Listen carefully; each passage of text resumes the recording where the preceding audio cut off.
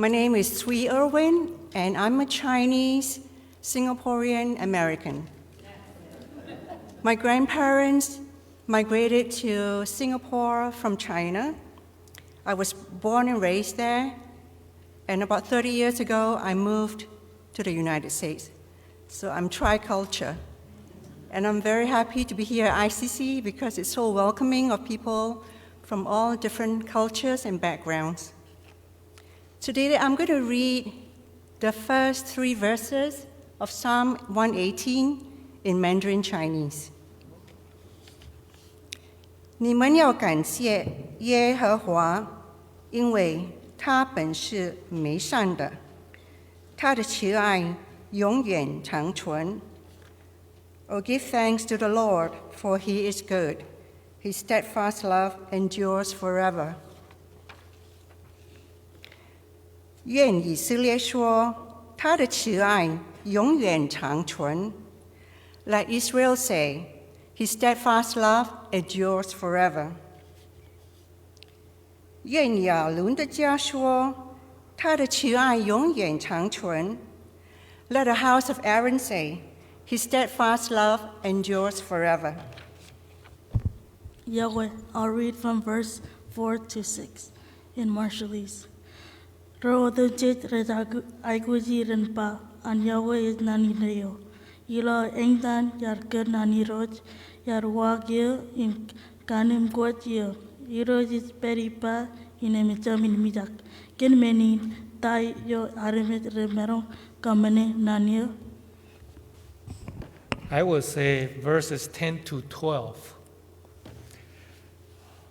万民围绕我，我靠耶和华的名必剿灭他们。All nations surrounded me. In the name of the Lord, I cut them off. Verses 11. 他们环绕我，围困我，我靠耶和华的名必剿灭他们。They surrounded me on every side. In the name of the Lord, I cut them off. Verses 12. 他们如同疯子围绕我，好像烧荆棘的火，必被熄灭。我靠耶和华的名，必剿灭他们。They surrounded me like bees. They blazed like a fire of thorns. In the name of the Lord, I cut them off. Yahweh, I will be reading verses 13 and 14 in Marshallese. Karkanu nerpodongyo im renang nanjoyo. Agiroj artibangyo. Iroj arkagayoryo im kamarongyo. He al ruloymar. Still nervous, but thank you. It's the same thing my wife told me when I said, you know what, I'm going to be speaking for a crowd. It's not Marshallese, but it's other crowds. And she's like, who? And I said, Pastor Sarah and her congregations. So she said, you know what? You got it. Don't worry. God is still speaking. Before I go on, I would like to share a few verses from the book of Deuteronomy, chapter 6. And I will be take from verses 5 to 9. These are the commandments that God gave us through Moses. It goes, love the Lord your God with all your heart and with all your soul and with all your strength.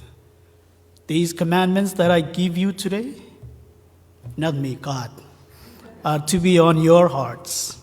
Impress them on your children. Talk about them when you sit at home and when you walk along the road, when you lie down and when you get up. Tie them as a symbol on your hands and bind them on your forehead. Write them on the door frames of your houses and your gates.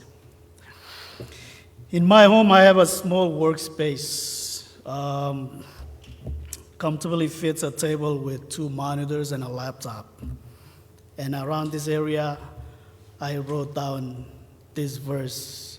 It's always been my favorite one. One of my favorites in the Bible. And like the book of Deuteronomy said, write them somewhere. So I wrote it on my forehead. I mean, you can't see it, right? Trust me, it's there. It's been there since the day I accepted Christ to guide me in my life. And the verse, it's from the book of Psalm. They all just read in different languages. And I thank whoever participates. Thank you very much for helping me with the verse. I know I don't have that time to read the whole 1 to 14, but thank you. So I have written one of, it says, it is better to trust in the Lord than put confidence in man. I think it'll be all right. It'll be okay with you guys if we say it all together, right? Again, I'm going to repeat it. It is better to trust in the Lord than put confidence in man. See, trust me. It is better. We're going to say it in Marshallese too. Can we do that? Okay, I'm going to count to 3. 1, 2, 3. Oh, wait, but you don't know what it is, right? So, okay, let me repeat it. Emman log lagay. Yuroj. Chen lagay armich. See how easy it is? It's shorter than English version, right? So take that, hold it, and then keep it here. Let us pray. Yuroj kami kamololugilo rainin. Komolagan PAAM Sunday. Komolagan Pastor Sarah kab rain odam ji ilan iglesiain. Komolagan Pastor Michelle ilan kar coordinate bo kami ojan alu kobai penron ilan muin. Ngan parchonanan kaibo jo jadam. Em ramajagayan kelam. Alaben nano ko inaj kono no kaki renchene Yuroj em koyot. Loda nejum Jesus ichar mawala komolot. Amen. Today I bring greetings from my pastor, his wife, Pastor Perman. He was supposed to be a speaker for today, but for some reason he couldn't make it. But I'm glad to be here with you. Wait, I wrote something. So we are truly grateful for the opportunity to participate in this PAAM Pulpit Exchange. And it is my first time, our first time to do this. It's a brand new event.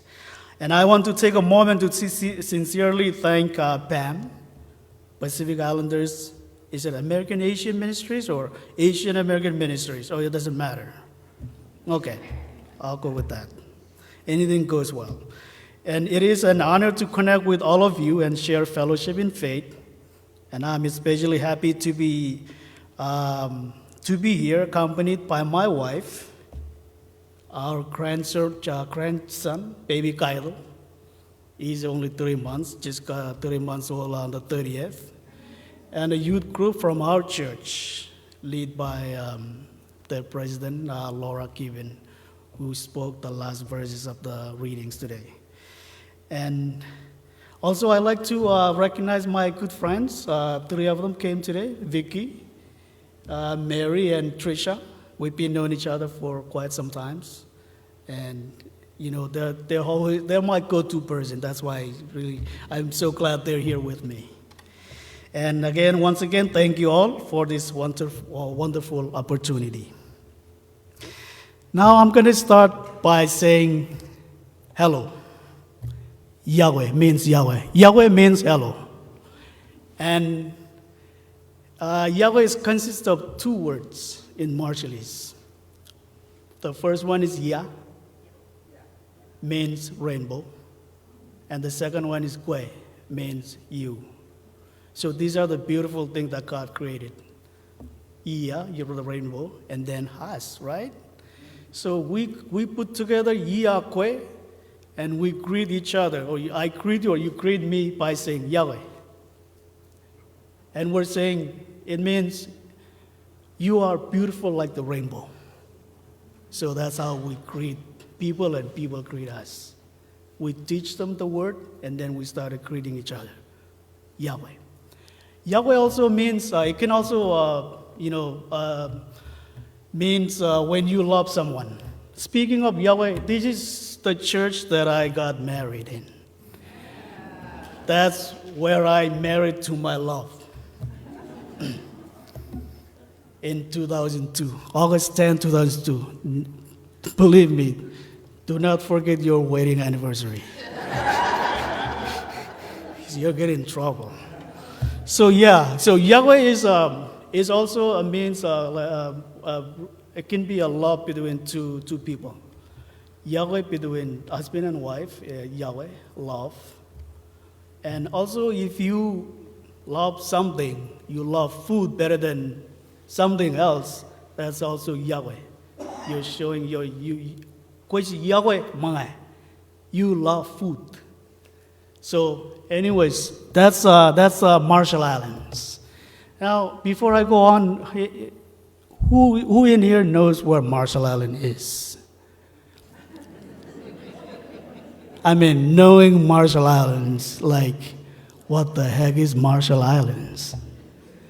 So before, Marshall Island it was created after, this word Marshall, it was known after Captain John Marshall when he explored the Pacific Ocean.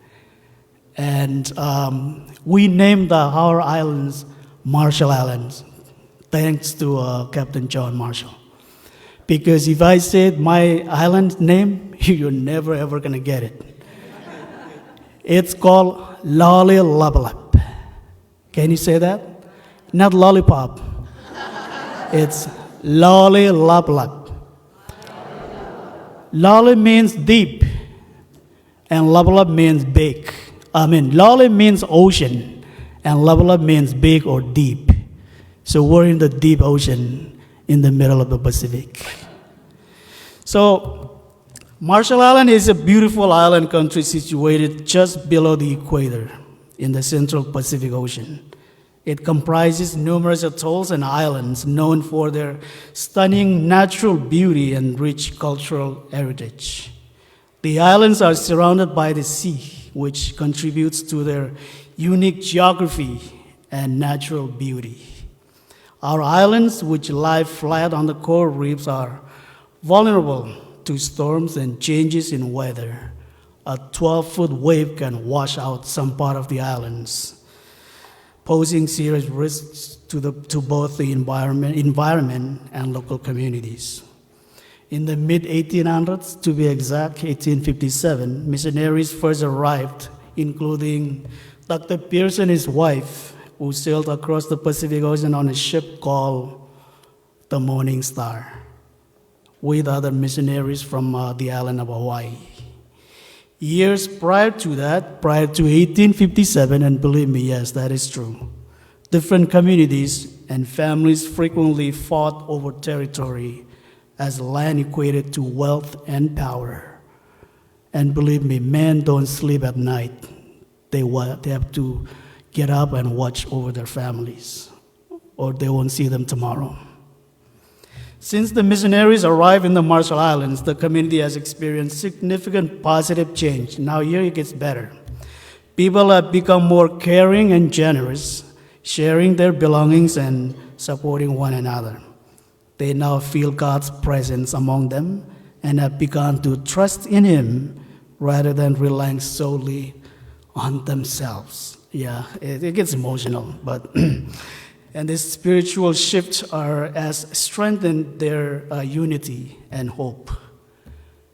And in the mid-1900s, after the World War II, you all know that, the U.S. atomic testing conducted on Bikini Atoll between 1946 and 1958.